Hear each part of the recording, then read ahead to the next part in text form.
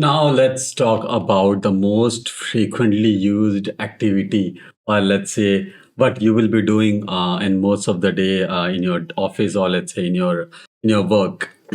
It's basically filtering the data from the existing huge amount of data. So let me create a new. Now, see, what the filtering means is basically that it's the same thing which we use in the Excel part as well. So, for an example, let's say select star from table, right? So, in this, if you see, we have somewhere around 4,710 records. Now, you do not wish to see all these data, right? For an example, let's say if you want to see only those stocks, or yeah, rows, or let's say the stocks which has a price greater than, let's say, 500, right? So we will be using a where clause. So where clause is where price is greater than 1,000, or let's say 500, right? So this is how it is. So I think it's too much data to filter, let's say 1,000. So now we have 435 rows. So this is how you do the filtering of the data. Let's start from. Right. So here, if you see what we have done, we added a where clause. Where clause is basically we are adding a condition statement with the where clause, and then we are saying that the price should be greater than the 1,000. Now, sometimes the column need not to be a numerical. So when it is a numerical column like this one, right? So you don't need to add the single inverted comma over here because it's numerical. But when it comes to, let's say, a column, let's say the sector column, here the values are more of a text, right? So what we can do, let me comment this, and then I will say the sector is equal to, let's say, technology services, right. So now you have the list of the sectors which are having the sector as a technology service, and then the prices can be anything because we have not used the price condition. But now you are saying, let's say, or we would like to have that sector as a technology service, but then I also want the price to be greater than the 1,000 or greater than 1,000. Here, then we will say, or we will add a condition, or and condition. Now it's saying that the sector should be technology service, and then the price should be greater than 1,000 and F5. Now we have a list of 27 rows, which basically meets our criteria of having the sector as technology service and the price should be greater than 1,000. But now the requirement says the technology service, I mean, the sector should be technology service as well as one more service, or let's say one more sector. For that, let's say we will take the finance one, right? So I'm saying here, and sector is equal to finance. Now this is incorrect because what we are saying, the sector should be technology service, the sector again should be finance, and the price should be 1,000. So we will get no records. Why? Because simultaneously these both conditions cannot be met, because the sector cannot be technology service as well as the sector cannot be finance, right? So it should be where condition where the sector is technology service or the sector could be finance, right? Now this is what it could be, but this is not a right way of writing a query, because then every time you need to add a sector, you need to add this whole line with the or condition. So for that, what we can do, we will say where the sector is equal to or in technology services, or it could be finance. Now with this, what you can do, you can simply just keep on adding the sectors, right? For example, let's run this first. Now you have the sector in technology service as well as the finance, and then the price should be greater than 1,000. But suppose if you want one more sector to be added, let's say transportation, right? You can simply comma and transportation, so it will have transportation as well.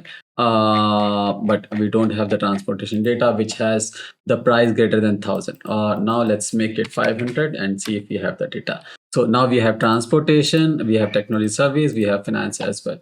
So like I said, the queries are not built like with the first statement itself. it takes time, you understand the data, and then with each step you make the query better, right? Now let's add one more condition maybe. Yeah.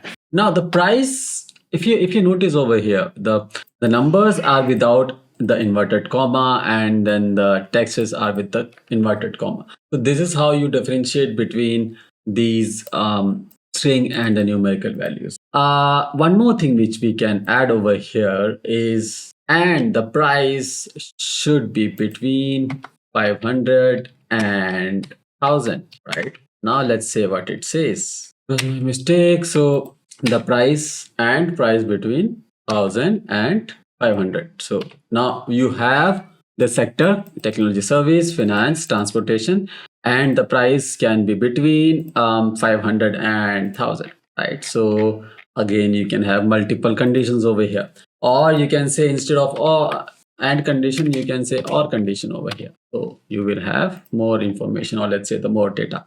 Now sometimes you don't know, let's say for the finance part, right? Or no, let's add one more condition. And right now let's add one more condition. Now I'm saying the description should have, like, I'm not saying like, but the company should start with, let's say, a name, S, right? So this is called a wild character. Now I'm saying it should start with S, but it can end with anything. So what it says that it should start with S, but after S it can be anything. So this is kind of a wild character, right? Now if I say F5, so now what it is saying, the sector could be technology service, finance, transportation. The price should be between 500 and 1000, and the description, like this one, it should start with the syntax, or let's say the string should start with S, and whatever is after S can be accommodated. So this percentage sign will make sure that after S you will have any kind of data, or let's say anything as a string.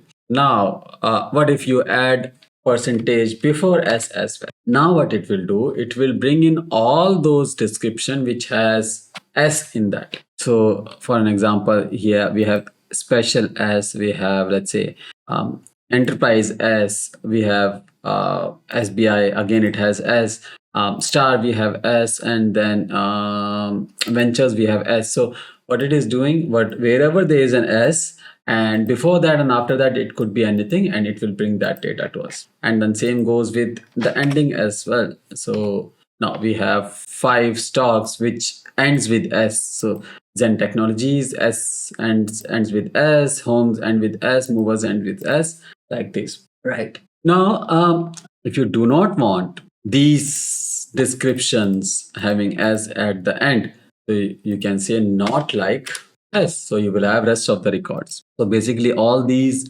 data is not ending their the string with S, right? So this can also be done.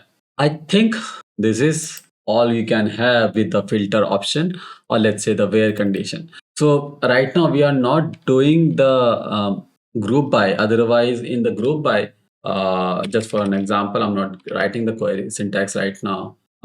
When you write the group by syntax, or let's say the statement, then you don't use where condition, but you use having condition. So having condition is similar to where, but having is used only when we use the group by.